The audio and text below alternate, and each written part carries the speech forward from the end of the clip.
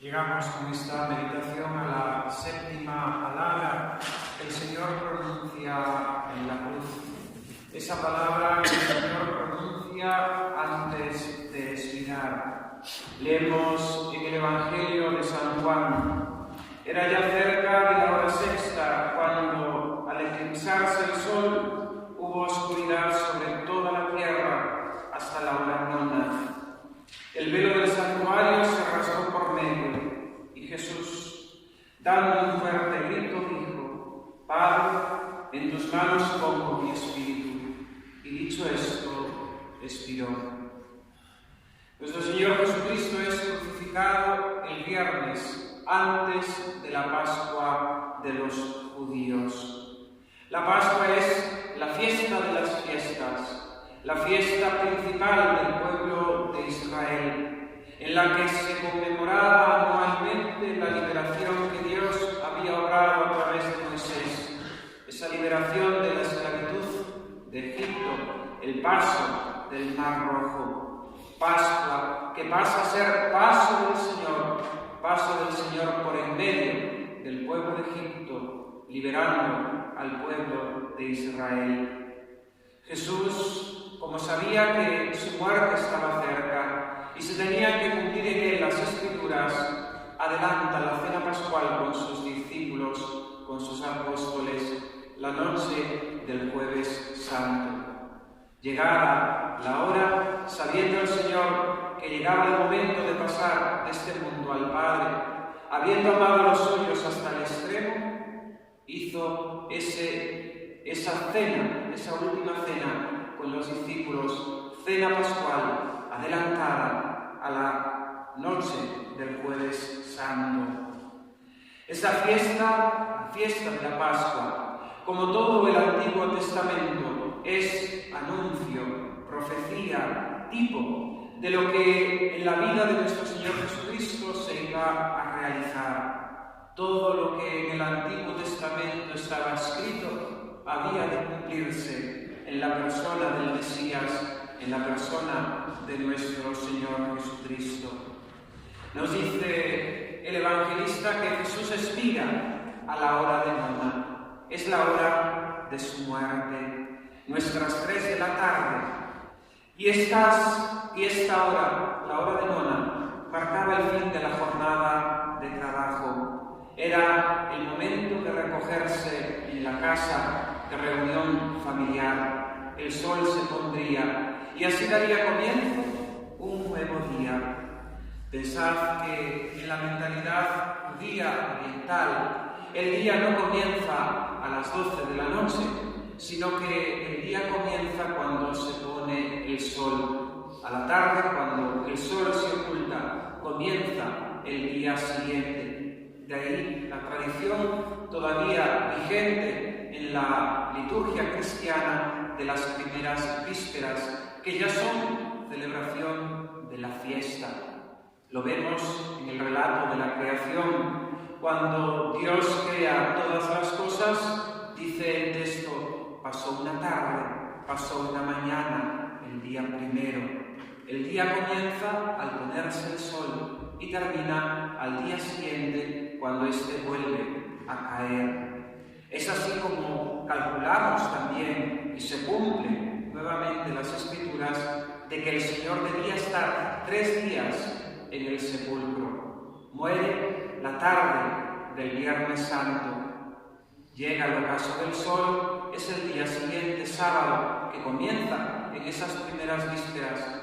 Pasa todo el sábado, se pone el sol y la noche del sábado es ya el tercer día. Y así sale el cálculo. La Escritura no miente. En nuestra mentalidad occidental pasan un día y poco, pero en la mentalidad del cómputo judío son 3 días.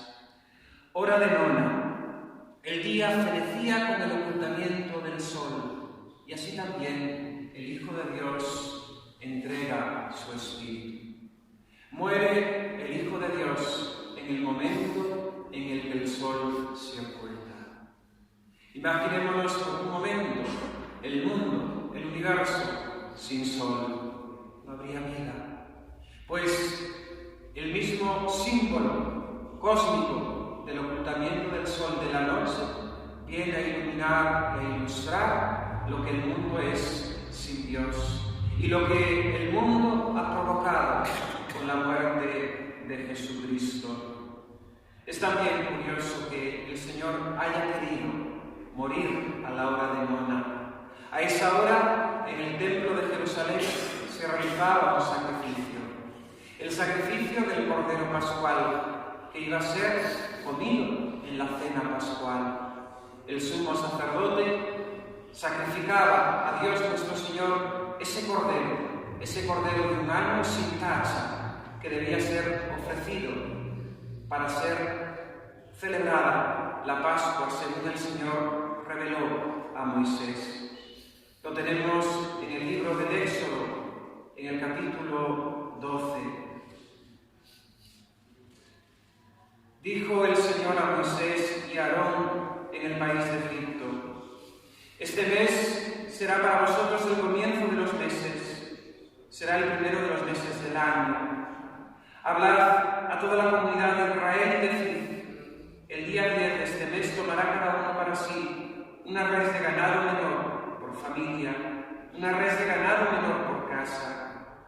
Y si la familia fuese demasiado reducida para una res de ganado menor, traerá al vecino más cercano a su casa, según el número de personas y conforme a lo que cada cual pueda comer.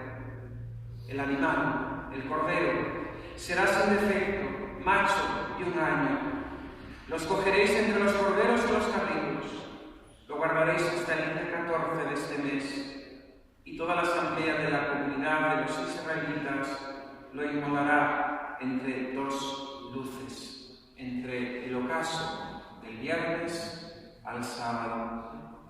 Jesucristo es el Cordero de Dios. Así lo había señalado 3 años antes Juan el Bautista, cuando acercándose Jesús a bautizar en el río Jordán, el Bautista lo señala como: he aquí el Cordero de Dios que quita el pecado del mundo. Ecce agnus Dei tolit peccatum mundi. Carga como Cordero expiatorio nuestros pecados. Es inmolado en sacrificio como el Cordero Pascual por nosotros. Paga con su sangre el precio de nuestra redención. A la hora de nona acontecen fenómenos extraordinarios en la naturaleza. La misma naturaleza se estremece ante la muerte del Hijo de Dios. Nos dicen los evangelistas que un terremoto conmueve la tierra. El velo del templo se rasga en dos. Se abren las sepulturas. La piedra del Calvario, donde estaba izada la cruz, se abre en hendidura. El sol se oculta y las tinieblas invaden la tierra. La misma naturaleza, el mismo cosmos, llora la muerte del Hijo de Dios. Y estos fenómenos siguen ocurriendo también, porque la cruz de Cristo sigue alzada. Él lo había dicho a sus discípulos: cuando el Hijo del Hombre sea elevado sobre la cruz, atraeré a todos hacia mí. Como se quebrantaron aquellas piedras con el terremoto, también ante la cruz de Cristo, muchos corazones obstinados se convertirán, quedarán quebrados, volverán a Dios nuestro Señor. Como se abrieron aquellas sepulturas de muertos, también ante la cruz de Cristo, muchos muertos por el pecado llegarán a la vida si creen en Jesucristo. Así como el velo del templo se rasga en dos, ahora el templo será Jesucristo, abierto en su costado, donde todos los pueblos, donde todos los hombres tendrán acceso a la salvación. Ya la salvación, ya Dios no es una propiedad privada de Israel, sino que Dios quiere que todos los hombres se salven y lleguen al conocimiento de la verdad. Ante la cruz de Cristo Levantada en el Calvario, temblarán los poderosos de la tierra y encontrarán un estandarte de salvación los débiles. Lo había anunciado 33 años el profeta Simeón, cuando en la presentación del templo le dice a la Virgen Santísima y a San José: este está puesto para que muchos en Israel se levanten y otros tropiecen. Jesucristo, la cruz de Cristo, motivo de levantamiento para unos, motivo también para otros de caída. Es lo que el apóstol recordará después con otras palabras. Para los judíos, escándalo; para los griegos, necedad; para nosotros los salvados, fuerza y sabiduría de Dios. Jesús, dando un fuerte grito, dijo: Padre, a tus manos encomiendo mi espíritu. Nuevamente el Señor en la cruz invoca al Padre. Invocando al Padre comenzaba: Padre, perdónales, porque no saben lo que hacen. Y invocando al Padre, Jesús entrega su espíritu. Padre, a tus manos poniendo mi espíritu. No podía ser de otra manera. La vida de Cristo es una vida de acto de amor total al Padre, porque así es la misma vida divina de la Trinidad. El Padre ama eternamente al Hijo, el Hijo ama eternamente al Padre, y el amor entre ambos es el Espíritu Santo. Al entrar en el mundo, al hacerse hombre, el Verbo de Dios pronuncia aquellas palabras del Salmo: tú no quieres sacrificios ni ofrendas, por eso me has abierto el oído y me has dado tu cuerpo. Por eso yo digo: aquí estoy, Señor, para hacer tu voluntad. Un acto de amor eterno, el de la Trinidad. Un acto de amor, la encarnación del Verbo. Un acto de amor, su entrega en la cruz. Por amor al Padre, Cristo obedece, se ofrece como víctima, muere en la cruz. Jesús cita en su última palabra nuevamente a la Sagrada Escritura, uno de los salmos. Era costumbre entre los judíos el recitar y el aprenderse de memoria partes de la Sagrada Escritura, y entre ellas el rezo de los salmos, que eran la oración oficial del pueblo de Israel, como también lo es ahora del nuevo pueblo de Israel, de la Iglesia. Jesús ora con la misma palabra que Él ha inspirado, porque Él es el Verbo eterno, la palabra del Padre. Y pensemos, queridos hermanos, que el Señor nos ha dado ejemplo de amor a la Sagrada Escritura. Y nosotros, como cristianos, como discípulos, no podemos vivir al margen de la Sagrada Escritura. No podemos vivir una fe verdadera sin alimentarnos en la palabra de Dios, porque Él nos la ha dado como alimento para nuestras almas. ¿Qué amor tenemos nosotros a la Sagrada Escritura? ¿Tenemos una lectura de ella frecuente o nos conformamos simplemente con aquello que hemos leído en el pasado o aquellas lecturas que se nos ofrecen en la Sagrada Liturgia? ¿Es la palabra de Dios la fuente constante para nuestra oración o nos dedicamos a otras cosas? ¿Con qué frecuencia leo, medito, oro con la Sagrada Escritura? ¿Qué interés tengo por ella? Por entenderla, por saber el sentido profundo de lo que allí se dice. Dice el apóstol San Pablo a su discípulo San Timoteo que toda escritura inspirada por Dios sirve para enseñar, para reprender, para corregir, para educar en la justicia, para que así podamos llegar a la perfección. Hemos de buscar en la Sagrada Escritura el alimento de nuestra alma, porque en ella se nos enseña, en ella se nos reprende, en ella se nos corrige, en ella se nos educa.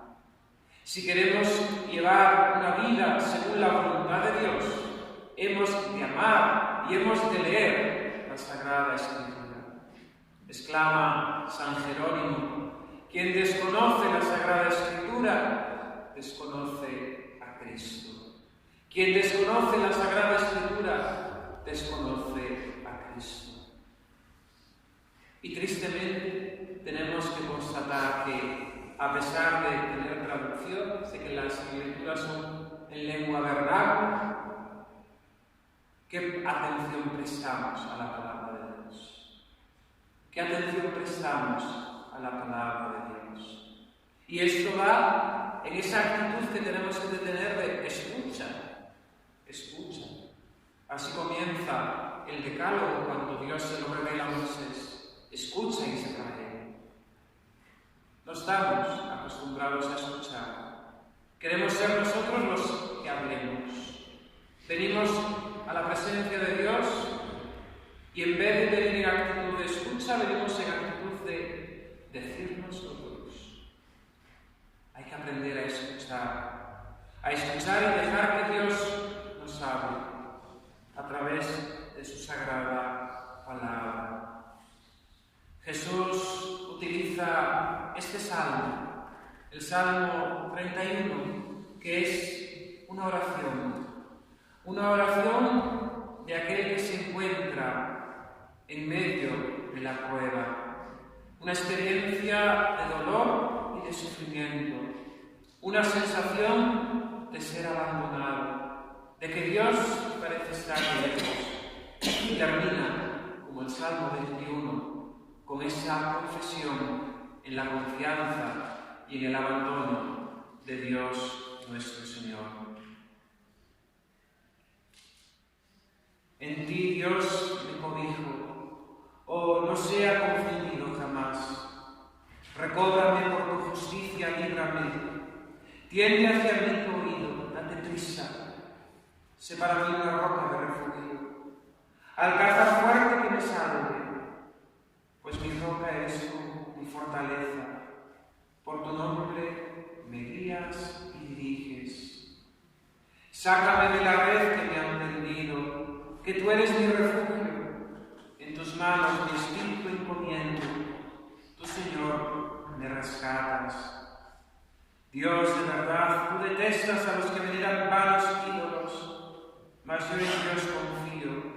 Exulte yo y en tu amor me regocijo. Qué grande, salgan los versículos, qué grande es tu bondad, Señor. Tú la reservas para los que te temen, se la brindas a los que a ti se acogen ante los hijos de Adán. Tú los escondes en el secreto de tu rostro, lejos de las intrigas de los hombres. Bajo techo lo pones a cubierto de la querella de las lenguas. Bendito sea Dios que me ha brindado maravillas de amor. Bendito sea Dios que me ha brindado maravillas de amor. Jesús entrega su espíritu, se entrega a los brazos del Padre. Su muerte es un acto de amor y muere en la confianza, porque sabe que Dios no le abandonará, que Dios no le olvidará en el sepulcro, que no conocerá la corrupción. Es la dulzura de la muerte, acompañada de esa satisfacción de la que hablábamos esta mañana. Todo está cumplido, he realizado tu obra, a tus manos encomiendo mi espíritu. En la muerte del Señor tenemos el modelo también para nuestra muerte. Debemos querer morir como Dios, morir como Jesucristo en la cruz, encomendando nuestra vida, encomendando nuestro espíritu a Dios nuestro Señor. Pero ante la muerte que sentimos miedo, ante la muerte que sentimos rechazo. Y de hecho pensemos que ¿cuántas veces pensamos en ella? Vivimos nuestra vida sin caer en la cuenta de que vamos a morir. El Señor nos alerta, nos dice: estad despiertos y preparados, porque el día en que menos penséis vendrá el Hijo del Hombre. Vivimos tan ciegos que pensamos que esto es eterno. Como mucho vemos la muerte allá al fondo de nuestro camino, pero no sabemos ni el día ni la hora. Se mueren niños, se mueren adolescentes, se mueren jóvenes, se mueren adultos, se mueren ancianos. Todos los días, en los periódicos esquemas. Y hay muchas formas de muerte. No todos mueren de viejecitos. Hay muertes violentas, hay muertes por accidentes. Y la nuestra no sabemos cuándo llegará. No sabemos en qué momento Dios vendrá a buscarnos y a pedirnos cuenta. Y esto es ser realista. ¿Qué cura más tremendista? ¿Nos quiere meter miedo? No, es ser realista. Que esto no es eterno. Que esto se termina. La muerte es lo único seguro que tenemos en nuestra vida. Después de nuestro nacimiento, solamente tenemos seguro de que vamos. Yo no conozco a nadie que se haya librado de la muerte. Y hemos de tenerlo presente. Podemos decir que el que aprende a morir, aprende a morir. Porque teniendo ese telón de fondo de que la muerte llamará a nuestra puerta, seremos presentados ante Dios, y ante Dios con nuestra vida seremos juzgados. Y de ahí dependerá nuestra eternidad. Eternidad bienaventurada en el cielo o eternidad desdichada en la condenación del infierno.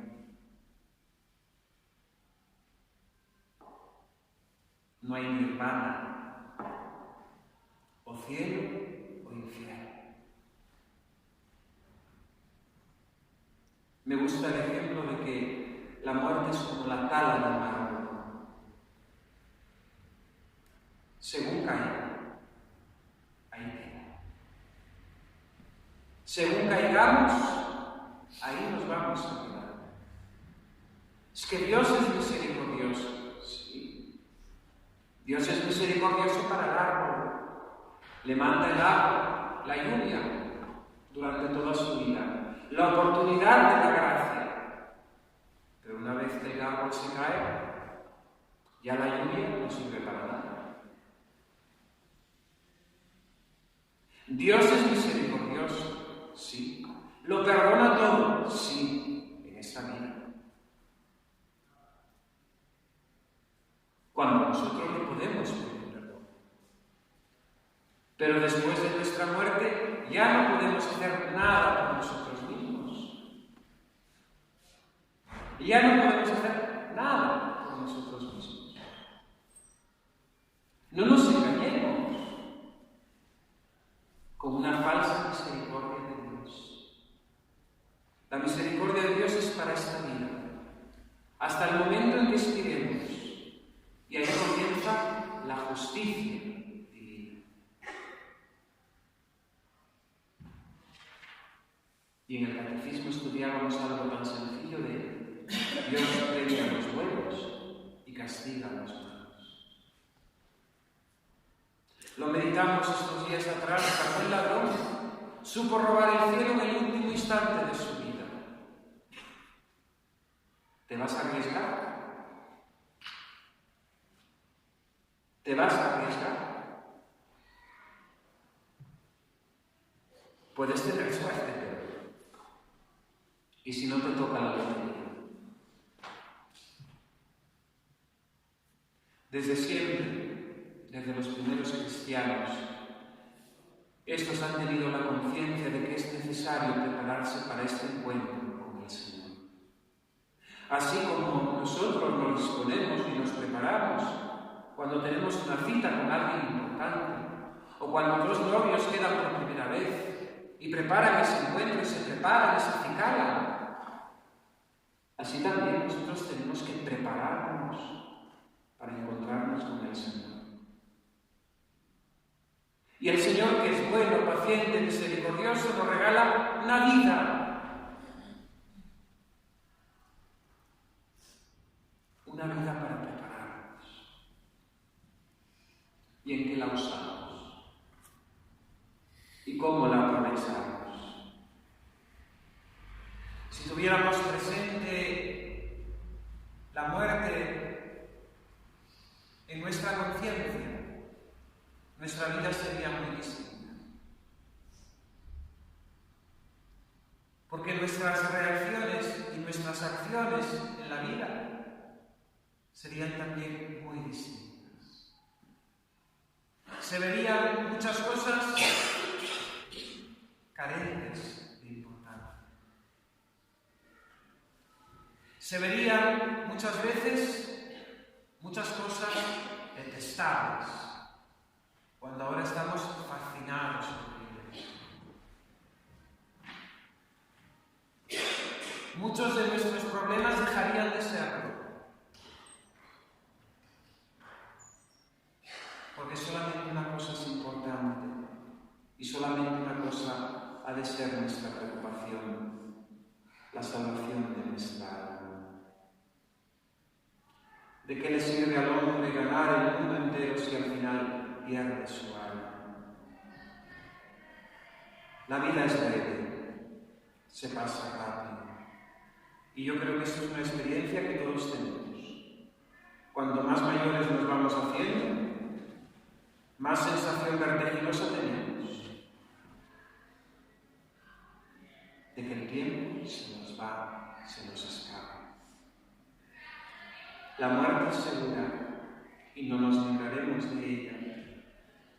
No sabemos ni el momento ni las circunstancias y por tanto es necesario prepararnos. Si en el momento de nuestra muerte queremos, como el Señor, poder decir: Padre, a tus manos encomiendo mi espíritu, tenemos que disponernos a bien morir. En la Edad Media había toda una literatura acompañada de grabados del arte del bien morir.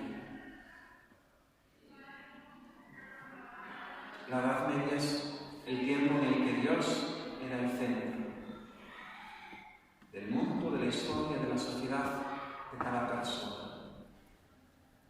Ahora hemos arrinconado a Dios y nos hemos puesto a nosotros como el centro. Tenemos que volver a poner a Dios en el centro y a Dios como lo primero en nuestra vida.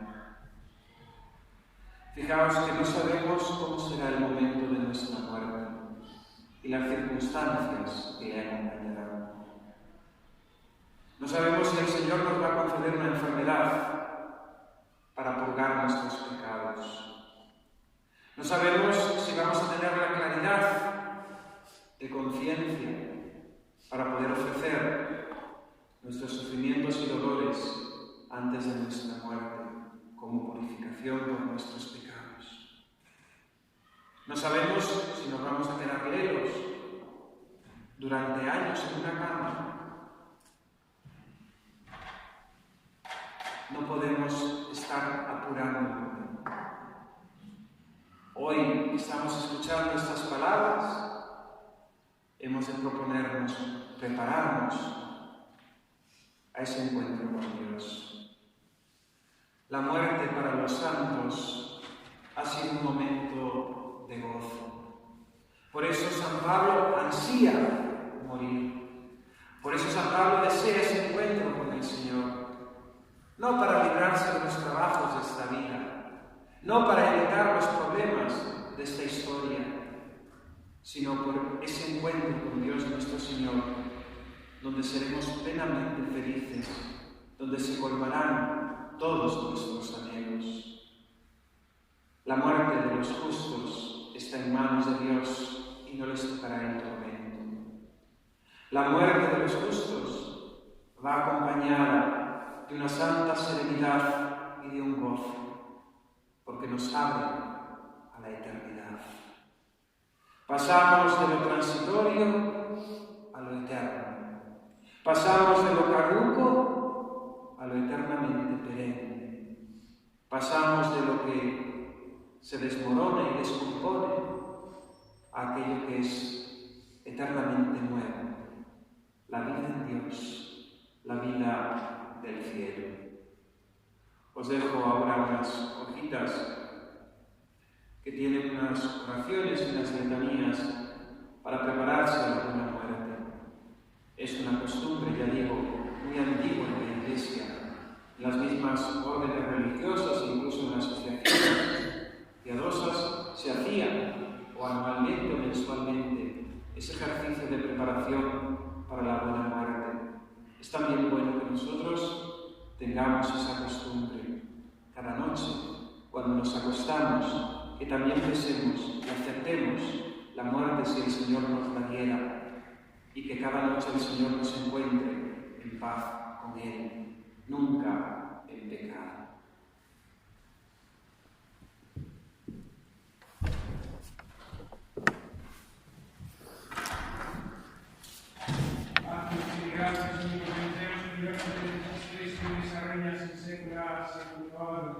Amén. Ave Maria, gratia plena, tecum veritatis, mulieribus et fructus ventris tui, Iesus. Santa Maria, Mater Dei, ora pro nobis peccatoribus, nunc et in hora mortis nostre. Amén. Ave Maria Purissima. Concebida.